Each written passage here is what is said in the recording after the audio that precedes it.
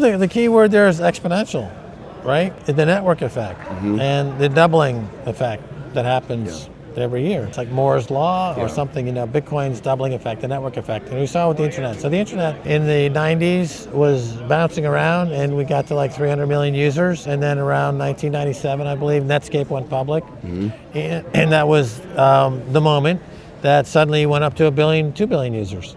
Okay, and with the network effect doubled, and doubled again. So you went 300 million, 600 million, 1.2 billion. Boom, boom, boom. 4 billion, 5 billion. So that's I think we're at that Netscape moment in 2024. Feels like that. So I think a year from now, we're going to have triple the users. We'll have Bitcoin at 300, 400,000 a coin. We'll have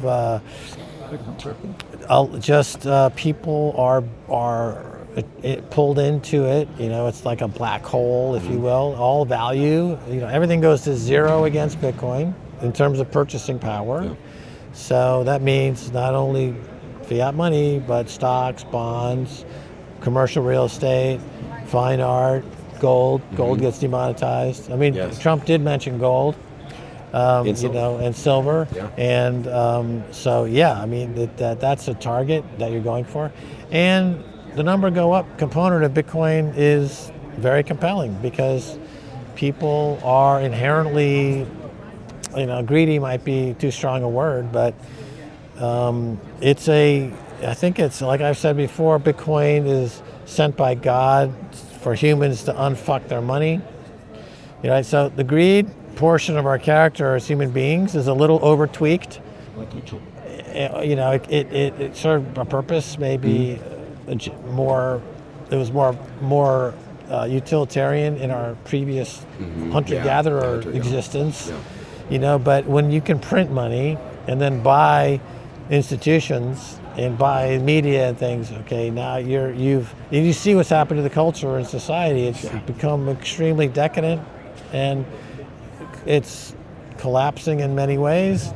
So, God is like, I added too much greed in that planet there in universe 12B/9 in the multiverse of God.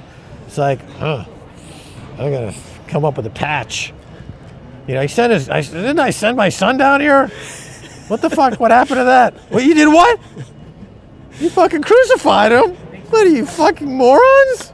He's just trying to tell you about love. Oh, man. So then he's like, oh, man, maybe I should just let these assholes die. Well, I don't know. Well, I'll give him one more shot. Send him Bitcoin. Are you sure, boss? Yeah, we'll give him another shot. Send him down some Bitcoin. Yeah, some cypherpunks. We'll see what happens. So he sends down the Bitcoin, and that's where we're at now. And hopefully, the patch works. We hit the Bitcoin singularity, and there's Satoshi waiting for us because Bitcoin comes from the future. That's why no one knows the author of the white paper, is because it came from the future. We'll discover the author in the future, because the author lives in the future. I mean, why don't we know who authored the white paper? I mean, I don't know. Nobody knows who authored the actual white paper. I mean, it's a handwriting sample. Almost any handwriting sample in the world, or written word sample, you can do a search and find out where it comes from, right? Well, how did this one elude so many people? There's a few clues in terms of time zone and some phrases that are used, and you kind of end up maybe geographically here. But it's incredible to me that we do not actually know the actual author of the white paper. The only thing we do know for sure that it's not Craig White, right? Yeah. That's the only thing we know guaranteed for sure. But and my conclusion is that it's because it was written in the future. And so Bitcoin is a ladder to the future. The block, the block height is essentially this ladder that's going into the Bitcoin singularity, into the future, and redefining time, energy, and so as a species we have that singularity, and that's where we're headed. This reunion with ourselves. We get to know who we are in the end. That's the end of the story. Is you are who you are. That's the end. So all the gurus and the mystics already tell you that. You say, you are who you are. That's the secret of life. Authenticity. Right? It's authenticity. There you go. Yeah. Okay? So that's why I'm Max Kaiser, the ratings riser. And wherever I go, ratings go higher. I simply exude content 24/7. And, you know, every single one of these that's ever been printed throughout history goes to zero. Now, Bitcoin only means that it's going to go there faster and permanently. There will never be, anybody will never attempt to do this again, create this paper Ponzi scheme ever again once we go into the Bitcoin standard. RFK's speech had a lot more detail and a lot more kind of depth into it in terms of Bitcoin. I think he's been orange-pilled harder, if you catch my meaning there. And Donald Trump came in, he, you know, got the executive summary and hit a few points. And it's good, it's great, you know, because he is Donald Trump, and there's going to be a lot of impact on it. You know, we can't ask for more.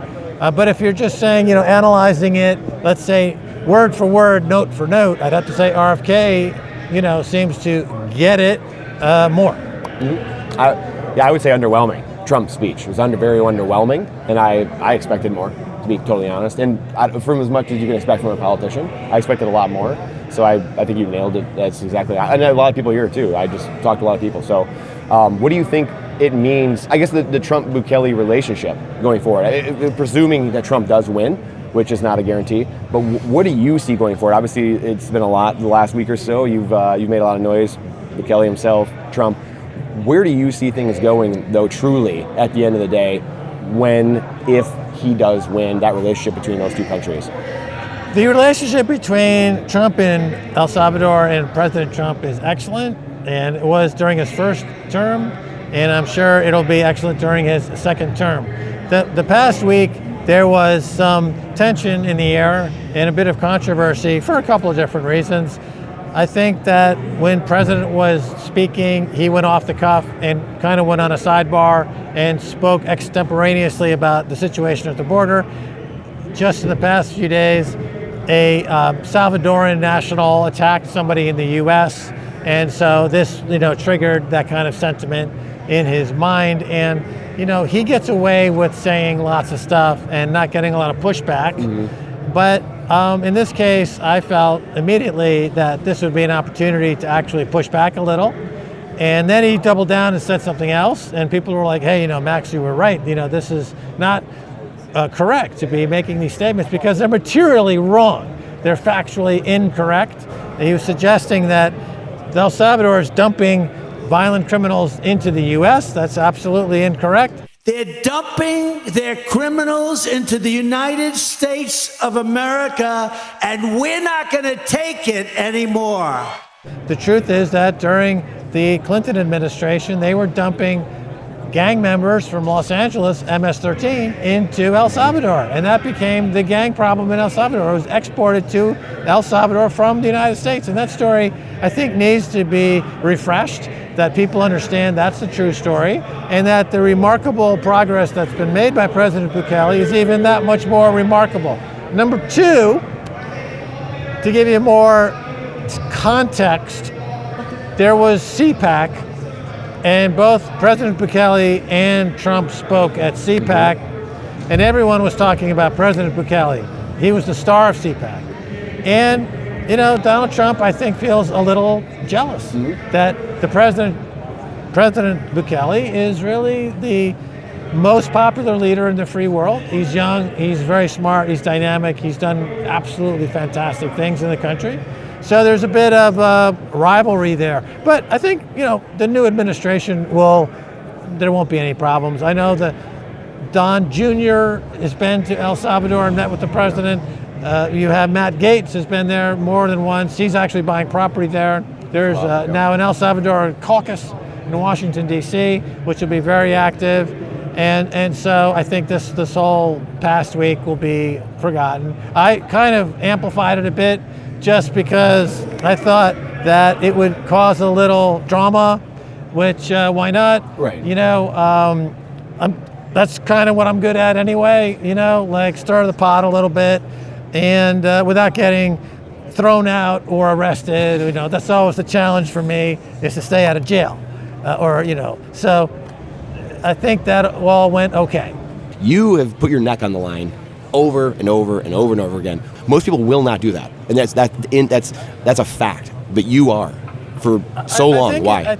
If you want the answer to that question right there and you like that spicy clip, check it out here. Come on, we'll see you in there. But if you want the full interview in its entirety, all the spicy clips put together, and you're not going to want to miss it, believe me, then check that out here. Come on, we'll see you in there. Do it.